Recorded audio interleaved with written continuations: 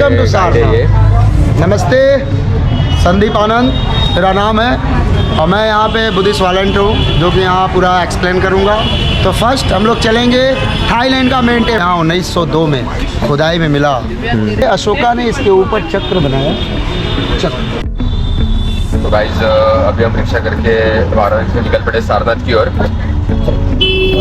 सारनाथ में बहुत सारे मंदिर है, टेम्पल से घूमने लायक क्या क्या है, क्या कैसा नहीं है, वहाँ का एंट्री फीस कितना होगा, क्या होगा, सब आपको हम बता देंगे। तो ये देखो,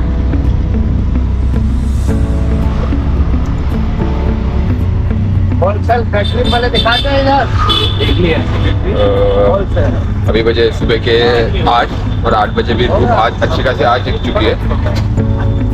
रात यहाँ पे बहुत जल्दी होती है तो दिन भी जल्दी हो जाता है। सुबह सुबह 6 बजे तक यहाँ पे रात को पूरा अंधेरा हो जाता है, शाम के 6 बजे तक।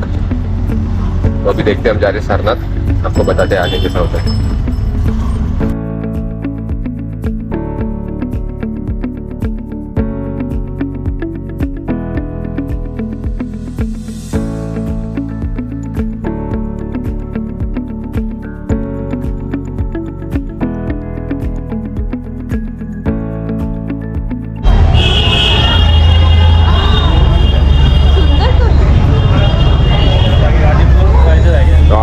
Welcome to Sarnath. नमस्ते, संदीप आनंद मेरा नाम है और मैं यहाँ पे बुद्धिस्ट वॉलंटियर हूँ जो कि यहाँ पूरा एक्सप्लेन करूँगा। तो फर्स्ट हम लोग चलेंगे थाईलैंड का मेन टेम्पल में। Let's go. तो मैं एक्सप्लेन करते चलूँगा। सबसे पहले मैं बता दूँ कि ये जो प्लेस में आप आया है, इस प्लेस का नेम है Wat Thai Sarnath. Wat Thai Sarnath इसलिए है क्योंकि इस पूरे विहार का जो मेंटेनेंस खर्च है पूरा थाईलैंड गवर्नमेंट पैड करता है। थाईलैंड बुद्धिस्ट कंट्री है सर। जैसे Burma, Sri Lanka, Cambodia, Vietnam, Japan, वैसे थाईलैंड भी। हमारे हिंदू धर्म में जैसे 4 धाम हैं, ऐसे बौद्ध धर्म में भी 4 धाम हैं। सबसे पहला इनका जो धाम है वो है नेपाल लुम्बिनी कपिलवस्तु, जहाँ पे बुद्धा का जन्म हुआ। Birth name Siddharth Gautam. Second place बोध गया बिहार, जहाँ पीपल के पेड़ के नीचे तपस्या कर इन्होंने खुद की ज्ञान की प्राप्ति की। Third place Sarnath. सारनाथ में पहला उपदेश अपने 5 शिष्यों को धर्म चक्र परिवर्तन मुद्रा में दिए। और लास्ट प्लेस पड़ता है कुशीनगर, जहाँ पे इन्होंने अपना शरीर त्याग दिया, महापरिनिर्वाण हुआ। इनको खुद की महापरिनिर्वाण की प्राप्ति। ये सबके लिए आसान है लेकिन कठिन है, क्योंकि 45-47 दिन तक आपको कोई जल, कोई फ्रूट, कोई अन्न ग्रहण नहीं करने हैं। जब आपकी बॉडी से सांसें बंद हो जाएगी तो उसी को बोलते हैं महापरिनिर्वाण। तो मैंने 4 प्लेसेस बताया, तो 4 प्लेसेस को इनको दिखाइए, चारों धाम का पेंटिंग ऊपर। First Nepal Lumbini birth place, alignment place बोध गया, first sermon, last is the Kushinagar. First see the Bodhi tree, third branch. Bodhi tree means people tree. People का झाड़। 24 आवर्स ऑक्सीजन। इस ट्री की खासियत यही है, पीपल के पेड़ 24 घंटे ऑक्सीजन देते रहते हैं। कार्बन डाइऑक्साइड नहीं छोड़ते ना? नहीं। और मैं आप लोगों को बता दूं कि ये सभी मूर्तियां गौतम बुद्ध की हैं। अलग अलग मुद्राएं, अलग अलग पोजीशन। फर्स्ट ध्यान मुद्रा है ऊपर, लेफ्ट राइट दोनों सेम है।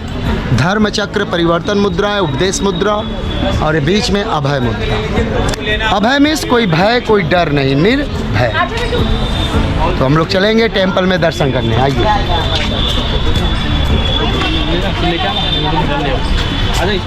हमारे बाहर से भी देश के लोग आते हैं यहाँ सारनाथ घूमने के लिए। और साल में एक बार ऐसा होता है कि 11 कंट्री के लोग यहाँ विजिट करते हैं। बुद्धा का अस्थि का दर्शन होता है कार्तिक पूर्णिमा, नवंबर मंथ कार्तिक पूर्णिमा। तो हम सभी लोग रिमूव करेंगे shoes and slipper. Pagoda design, pagoda, Thailand का pagoda design. 1964 is the open temple, inside Buddha statue, single stone, 9 feet height, blessing position. Remove shoes, inside go, 1 photo, come back. तो मैं आप लोगों को ले चलता हूँ बामियान बुद्धा का रेप्लिका यहाँ सारनाथ में थाईलैंड द्वारा बनाया गया है, जो कि इसको टाइमिंग लगा है 10 साल बनने में। यह स्टैचू आप लोग देख सकते हैं, कैमरा उधर करिए। 80 फीट 9 इंच हाइट है, 80 फीट 9 इंच। बुद्ध गया का भी 80 फीट, यहाँ का भी, और जो बामियान में अफ़गानिस्तान तालिबानियों ने तोड़ दिया सन 2000 में, उसकी भी हाइट 80 फीट 9 इंच। आज मैं आप लोगों को बता देता हूँ कि 80 फीट 9 इंच क्यों बनाई जाती है, क्योंकि 80 बरस गौतम बुद्ध जीवित रहे और 9 महीने माँ के गर्भ में रहे, इसलिए 80 feet 9 inch this reason height. ये 280 स्टोन को ज्वाइन कर बनाया गया है, सिंगल स्टोन नहीं है। ये मूर्ति बामियान का ही रेप्लिका है। 16 मार्च 2011 को थाईलैंड के एक्स प्राइम मिनिस्टर हैं इसका ओपनिंग किए, उनका नेम वहाँ पे पढ़ सकते हैं। 16 March 2011 ex prime minister of Thailand mister Surayud Chulanont, 80 feet 9 inch. देख लीजिए, घोड़ा है, शेर है, बुल्स है, हॉर्स है। तो सबसे पहले मैं बताना चाहूँगा कि जिस दिन गवर्नमेंट को यहाँ 1902 में खुदाई में मिला, उस दिन गवर्नमेंट ने इस पे रिसर्च किया और 3 साल जानने में लग गए कि ये है क्या। 1905 में जैसे ही मालूम चला गवर्नमेंट को यही सत्य है, और इस पे लिख दिया इसके नीचे सत्यमेव जयते। तो अभी फ़िलहाल आपके पास कोई भी नोट है तो आप पढ़ सकते हैं, उसके नीचे आज भी नोटों पे लिखा हुआ है सत्यमेव जयते। तो आप लोग को एक सत्य है जो मैं एक्सप्लेन करूँगा, और आप लोग भी उसको फॉलो करिए और परिवर्तन लाइए। अशोका ने कलिंग युद्ध के बाद बौद्ध धर्म को पूरी तरीके से अपना लिया, मतलब कि सारे हथियार त्याग कर, सारे सब कुछ सुख शय अपने महल को त्याग कर ये बौद्ध भिक्षु हो गए।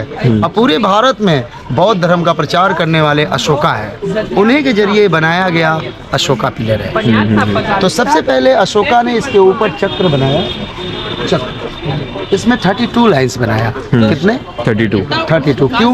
क्योंकि बुद्धा जब जन्म लिए तो इनके अंदर 32 गुण और 32 लक्षण पाए गए, इसलिए अशोका ने 32 कड़ियों का चक्र बनाया इसके ऊपर।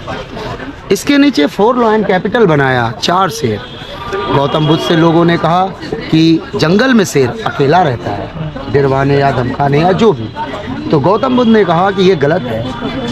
एक जंगल में एक ही स्थान पे 4 शेर भी रह सकते हैं, बट उनको करना क्या है, एक दूसरे से लड़ाई झगड़ा और शांत रहना है। लड़ाई झगड़ा नहीं करने हैं और शांत रहना है। तो 4 नहीं 10,000 एक जंगल में एक ही जगह रह सकते हैं शेर। तो ये शांति का प्रतीक है। 4 लाइन कैपिटल, 4 डायरेक्शन कोई एक दूसरे को देख रहा है, सब अलग अलग दिशाओं में, ठीक।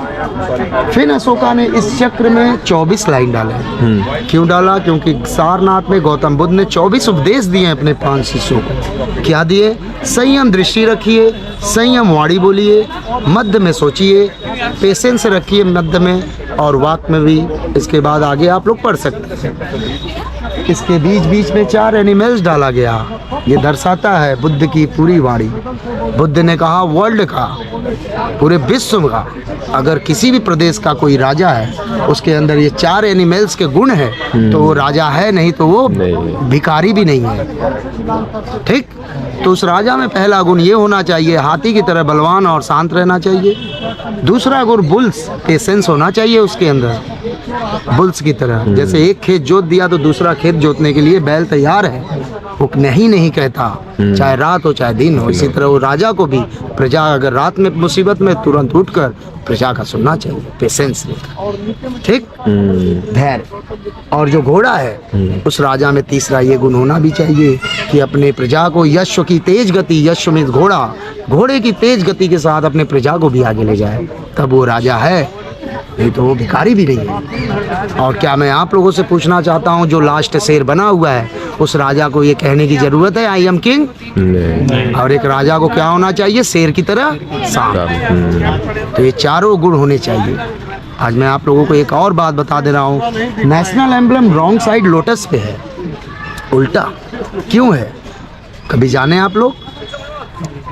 तो जान लीजिए जिस दिन गौतम बुद्ध जन्म लिए धरती पे तुरंत स्टैंड हुए, खड़े हुए और 7 कदम चले। जहाँ से चले वहाँ से नीलकमल उत्पन्न हुआ। और जिस दिन कुशीनगर में इनका डेथ हुआ, जहाँ इनकी बॉडी लटाई गई थी, वहाँ इनके चाहने वाले इनकी लास्ट दर्शन के लिए गए बॉडी का। तो वहाँ बगल में जहाँ लटाई गई थी ऐसे तालाब थे, तालाब झील, उसमें लोटस खिले हुए थे। इनके चाहने वालों ने 2-4 लोटस तोड़ा, इनके चरणों में रखा, वो तो झुक गया ही। और जो ऐसे लगे हुए थे ज़मीन से, उस दिन वो भी झुक गए थे इनके शोक में। तो इसलिए हमारा भारत का राष्ट्र चिन्ह रॉन्ग साइड लोटस पे था, है, रहेगा। ओके, नमस्ते।